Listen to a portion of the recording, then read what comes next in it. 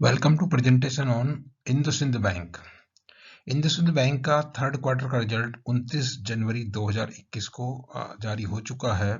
Result में कुछ अच्छी चीजें हैं, कुछ उतनी अच्छी चीजें नहीं हैं, तो इनको एनालाइज करेंगे और इसके बारे में जानने की कोशिश करेंगे कि निवेश के लिए किस तरह का रहेगा, मतलब शॉर्ट टर्म, मीडियम टर्म और लॉन्ग टर्म में। तो स्टार्ट करते हैं स्टैंडर्ड डिस्क्लेमर के साथ। Fact, figure, and opinion in the presentation video are based on information available in different agencies and public domain and published in good faith. Viewer in their own interest may like to cross-check and verify information from concerned source before making any financial commitment. Stock market investment are subject to market risk. Consult your financial advisor before committing any money. 17 अप्रैल 94 को IndusInd bank का operation शुरू हुआ और उस समय initial जो promoter इनके SP Hinduja, इन्होंने बेसिकली जो बैंक बनाया एनआरए कम्युनिटी के लिए बनाया, लेकिन धीरे धीरे जो इंडिया में फैल गए। इनिशियल 100 करोड़ कैपिटल में से 60 करोड़ जो है इंडियन रेजिडेंट से रेज किया और 40 करोड़ एनआरआई। और बैंक जो है बाद में क्या था, पहले एनआरआई के लिए था, स्पेशलाइज और रिटेल बैंकिंग के लिए हो गया, working expanding all over India. और नाम इसका जो लिया गया था इंडस वैली सिविलाइजेशन से नाम डिराइव किया गया। उसके बाद जो है दूसरी इसमें खास बात ये है कि जो रमेश सोपती इसके जो है 12 साल से एमडी एंड सीईओ थे, जो मार्च 20 में भी 12 साल काम करके वो रिटायर हो गए। उनकी जगह सुमंत कटपड़िया जो है वो मैनेजिंग डायरेक्टर एंड सीईओ 3 साल के लिए नियुक्त किए गए। तो जो ये बैंक है, ये branch banking, consumer finance, corporate bank finance, commercial transaction banking, cash management service, जो ट्रेडिशनल जो भी बैंकिंग सर्विस होती है वही अभी सभी प्रकार की सर्विसेज प्रोवाइड करती है। तो थर्ड क्वार्टर की जो हाईलाइट हैं उनमें जो हेडलाइन न्यूज़पेपर में देखने को मिला है वो लिखता है बोर्ड में, प्रॉफिट फॉल्स 34% वाई वाई कुछ नहीं लिखते, उसमें आता है कि इंडसइंड बैंक प्रॉफिट फॉल्स 34%। तो इस तरह का है, लेकिन शेयर का भाव नहीं गिरा है। तो एक्चुअली क्या था, पिछले साल की तीसरी तिमाही में 1300 करोड़ प्रॉफिट था और इस साल की जो दूसरी तिमाही में 647 करोड़ प्रॉफिट था, जो अभी बढ़ के 830 करोड़ है। तो पिछले साल की अगर वाई कंपेयर करते हैं तो 34% डाउन है, और अगर ये जो है क्यू कंपेयर करते हैं तो 25% अप है। उसके अलावा जो proforma net NPA considering NPA not recognised due to Supreme Court order at 0.7% और प्रोफॉर्मा पीसीआर 77%।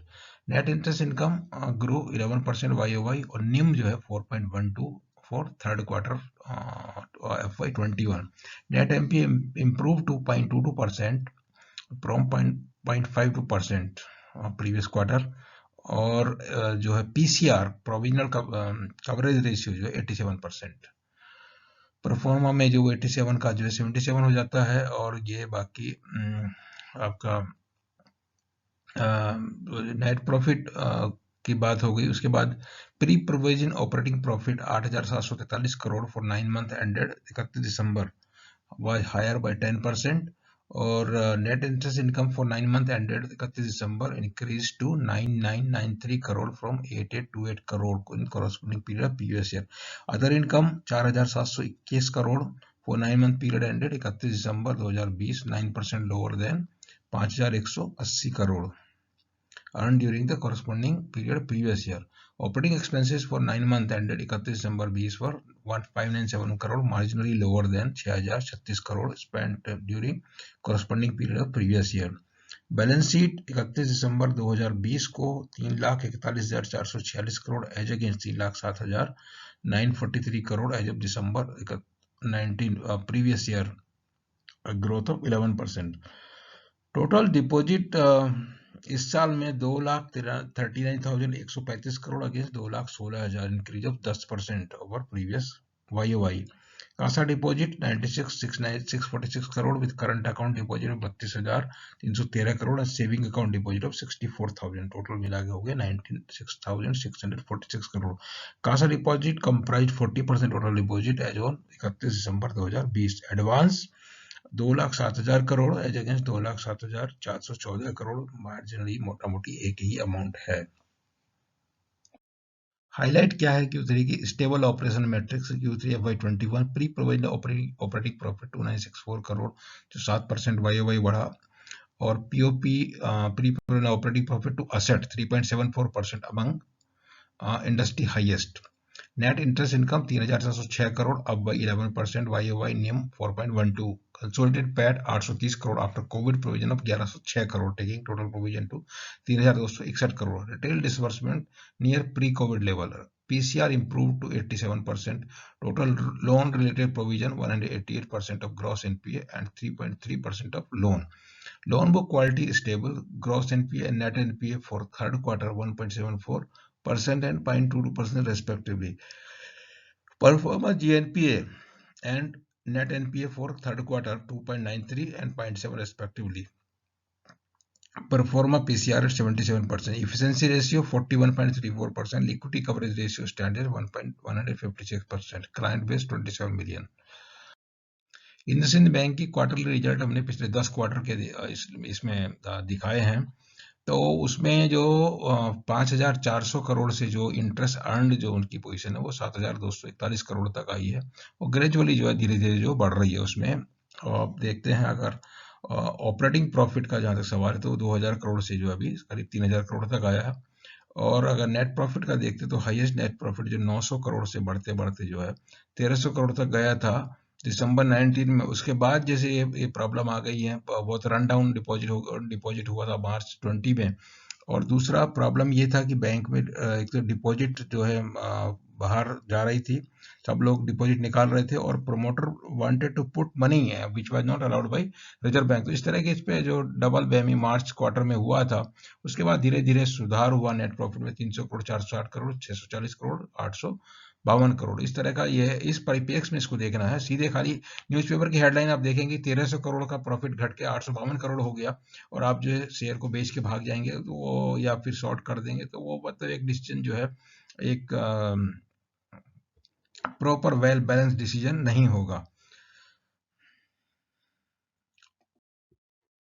और एनुअल परफॉर्मेंस देखिए जो मार्च 11 से जो किस तरह से इसका परफॉर्मेंस इंप्रूवमेंट हुआ है। इसमें एक और चीज खास बात थी इंडसइंड बैंक में कि इसमें जो है पहले एक भारत फाइनेंशियल करके या एसकेएस माइक्रो फाइनेंस करके कंपनी होती थी, जुलाई 19 में उसका मर्जर हो गया इंडसइंड बैंक में।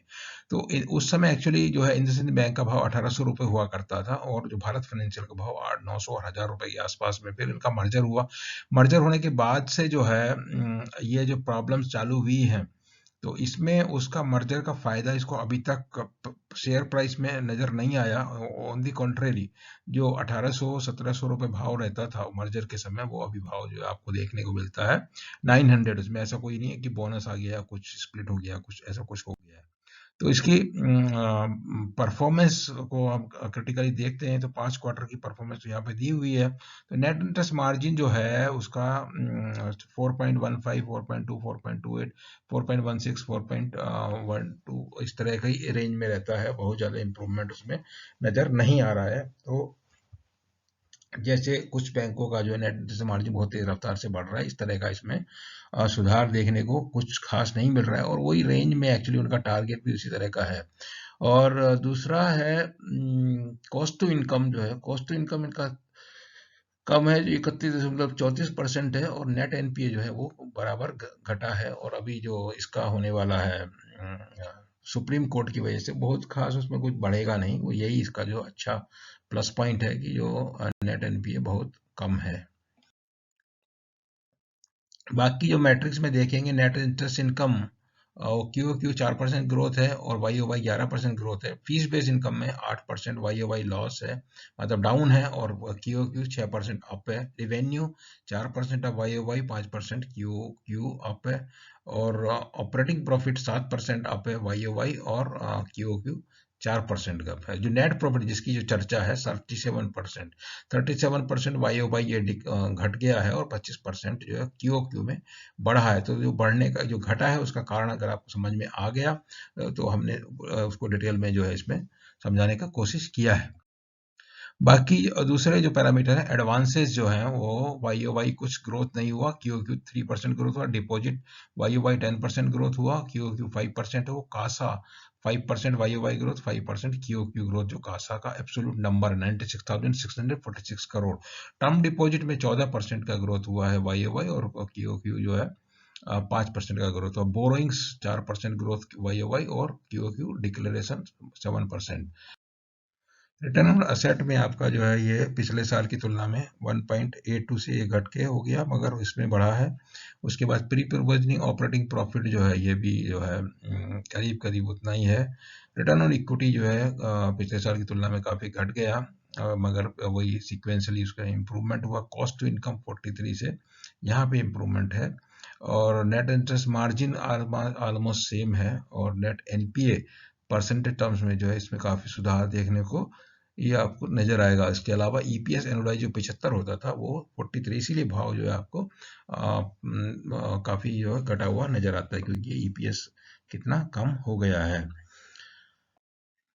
तो बाकी अगर आप देखते हैं ये 3 मंथ की दूसरी देखते हैं कैपिटल रिजर्व वगैरह जो है यहाँ पे दिया हुआ है, तो कैपिटल में भी कुछ 9% इंक्रीज हुआ, रिजर्व में 19% इंक्रीज हुआ है, और इस तरीके से जो है पिछले क्वार्टर के मुकाबले भी रिजर्व में 2% का इंक्रीज यहाँ पे दिखाया गया है। अगर प्रॉफिट दूसरा देखते हैं net interest income, net interest income 11% बढ़ा, अदर इनकम 8% घटा, टोटल इनकम 4% बढ़ा है। ये आपके वाई ओ वाई है, और क्यू क्यू में ये छोटी छोटी सब में ग्रोथ नजर आ रही है। खाली प्रोविजन जो है वो इसमें 1854 करोड़ अभी है, जो 1000 करोड़ था पिछली बार साल में, और लेकिन सेकंड क्वार्टर में 1964 करोड़ था। प्रॉफिट बिफोर टैक्स में इसलिए गिरावट आ गई, और प्रॉफिट आफ्टर टैक्स में भी वाई ओ वाई में 37% की गिरावट देखने को मिली। 9 मंथ में अगर देखते हैं तो प्रॉफिट आफ्टर टैक्स में 52% की गिरावट देखने को मिली है, 4000 करोड़ से 2000 करोड़ हो गई है। और इसमें नेट इंटरेस्ट इनकम तो बढ़ी, और लेकिन profit before tax after tax operating profit 10% बढ़ा है, जबकि क्योंकि प्रोविजन जो है 2200 करोड़ की बजाय 6077 करोड़ जो प्रोविजन उसमें किया गया है। लोन बुक लगातार जो है बढ़ रही है, 1,86,000 करोड़ से 2,06,000, 198,201,207 करोड़। और लोन बुक में जो वैरायटी है वो किस तरह की है, vehicle finance 29%, non vehicle 17%, large corporate 20%, mid size corporate 21%, इस तरह का ब्रेकअप है, और ये उनका फर्दर ब्रेकअप दिया हुआ है। दूसरा कंज्यूमर फोकस जो है इसका, ये उस कंज्यूमर कारपोरेट में एक्चुअली 43% करीब एक्सपोजर है, और कंज्यूमर बैंकिंग में 57% एक्सपोजर है। तो उस हिसाब से एक बेटर इसका क्वालिटी है। और कासा में जो है जो थर्ड क्वार्टर में ये दिखाया हुआ है, ऑल्दो एब्सोल्यूट नंबर में जो ग्रोथ हुई है, मगर परसेंटेज में करीब 40 के आसपास ही चल रहा है, पिछले 3-4 क्वार्टर से उतना एक ही है। कैपिटल एजुकेसी जो है 16%, 16.34, जो पिछले क्वार्टर में 16.55% थी, जो इसका मतलब बिजनेस बढ़ गया है, तो उसके लिए कैपिटल एजुकेसी रेशियो भी थोड़ा घटा, मगर मिनिमम से काफी है, बहुत सारा क्वेश्चन अवेलेबल है। ये पूरा ऑल इंडिया में इनकी ब्रांचेज हैं, और ब्रांचेज हैं करीब 1915, और बाकी ये व्हीकल फाइनेंस के और आउटलेट हैं, एटीएम है 2835, और ये शेयर होल्डिंग है जो एफआईआई की, इसमें शेयर होल्डिंग देखिए 54.93%। ये मतलब heavily patronised by financial institution, foreign institutional investor 53%, domestic का जो है 15-16-17% के आसपास रेंज में है, जबकि ये 53 से अभी ये 54% है। प्रमोटर के पास 14.67 था, और पहले 14.34 थोड़ा सा इनको अलाउ किया था, उसके 15 के नीचे ही रखना है। इन्होंने अप्लाई किया था ज्यादा के लिए, मगर रिजर्व बैंक ने इनको परमिशन दिया नहीं। ये ग्रोथ ड्राइवर इनके हैं, तो इनका आइडिया या कोशिश है किया ये लोन ग्रोथ हम जो है 15 से 18% रखेंगे 2020 से 23 के बीच में, और कासा रेशियो 40% के ऊपर मेंटेन करेंगे। रिवेन्यू ग्रोथ उसके ऊपर बड़ा टारगेट वगैरह कुछ नहीं बनाया 50% का। Revenue growth exceed balance sheet growth, pre provisioning operating profit to loan more than 5%, branch network 2500 तक करने का, customer base double to 45 more than 45 million. तो आएगा उसका credit to deposit ratio 95%, CD 5 to 10% में रखना, और LCR डिपॉजिट है ये अनसिक्योर्ड रिटेल 5% से कम रखना, PCR 65% के ऊपर रखना है। तो इस तरह के इन्होंने टारगेट बना के रखे हुए हैं। डोमेन एक्सपर्टीज जो इनका है वो माइक्रो फाइनेंस में, बिकॉज एसकेएस माइक्रो फाइनेंस का मर्जर हुआ उसका तो है ही इनके पास। उसके अलावा डायमंड फाइनेंसिंग और जो affordable housing, SME, wealth management, vehicle finance में ट्रैक्टर, यूज्ड कार, और डिजिटल मार्केट प्लेस में मार्केट मेंटेन मार्केट शेयर, इस तरह का इनका कोशिश है। और शेयर प्राइस की अगर देखते हैं तो 2012 से यहाँ पे शेयर प्राइस आपको अवेलेबल है, उस समय भाव करीब 200 के आसपास नजर आता है, और अभी जो है भाव ये 1800 का था जब मर्जर हुआ था 2018 में, उस समय, और 1800 से 1900 इस रेंज में। फिर बाद में वो घट गया, और घटते घटते जो है जो इनका रिजल्ट आया था पिछले साल की जो है मार्च में, जो ये जो क्वार्टर का इसका रिजल्ट आया था, थर्ड क्वार्टर का रिजल्ट आया था, उसके बाद से जो है बहुत तेज रफ्तार से उसमें गिरावट आई, और जब ये रन ऑन डिपॉजिट भी हुआ तो अब धीरे धीरे जो संभल के वापस पटरी पे आने की संभावना बन रही है। और 18 महीने का जो चार्ट आप देख रहे हैं उसी में वो सब नजर आएगा। ये फरवरी मार्च महीने में जो गिरावट आई तो इसकी भी आई, मगर इसमें थोड़ा पहले से गिरावट शुरू हो गई थी थर्ड क्वार्टर रिजल्ट के बाद में। तो ये है इंडसइंड बैंक के बारे में जानकारी, और ये एक नीश बैंक में आप मान सकते हैं इसको। लेकिन जो भी है जो परफॉर्मेंस पैरामीटर में मीडियोकर टाइप की नज़र आ रही हैं। किसी भी फ्रंट में आप चेक कर लीजिए, कासा में हो या निम में हो, तो एक रीजनेबल मतलब अबव एवरेज टाइप का परफॉर्मेंस मिलेगा, और रिस्क एलिमेंट कम है क्योंकि यहाँ पे ग्रॉस एनपीए नेट एनपीए कम है। लेकिन उसी प्रकार से कासा और निम कम है, तो में कुछ जो मतलब रीजनेबल है 4%, उसी रेंज में है, बहुत ज़्यादा भी नहीं है और कम भी नहीं है। और कासा 40% मेंटेन किए हुए, तो स्टेबिलिटी रहेगी, बहुत ज़्यादा उसमें इधर उधर होने की संभावना नहीं है। तो अच्छा जो है एक रीजनेबल टाइप का रिटर्न जो है इसमें लॉन्ग टर्म इन्वेस्टमेंट के हिसाब से मिलता रहेगा, इस तरह का है। और जो भी उस सिनर्जी का जो बेनिफिट धीरे धीरे नजर आएगा, जो एसकेएस माइक्रो फाइनेंस या भारत फाइनेंशियल का मर्जर हुआ है, वो उसमें बॉटम लाइन टॉप लाइन में भी उसका और जो है इनका क्योंकि रीच उसके हिसाब से बढ़ता है, वो आपको नजर आएगा। तो वीडियो में दिया गया जानकारी आपको समझ में आता है, पसंद आता है तो आप वीडियो को लाइक कीजिए, चैनल को सब्सक्राइब कीजिए, और हमारा है ट्विटर हैंडल BSNC2, वहाँ पे जाके हमारा जो वीडियो को आप जो है देख सकते हैं, सारे वीडियो मिलेंगे वहाँ पे, और उससे संबंधित जानकारी सब वहाँ पे मिल जाएगी। तो that's all about IndusInd bank. Thank you very much.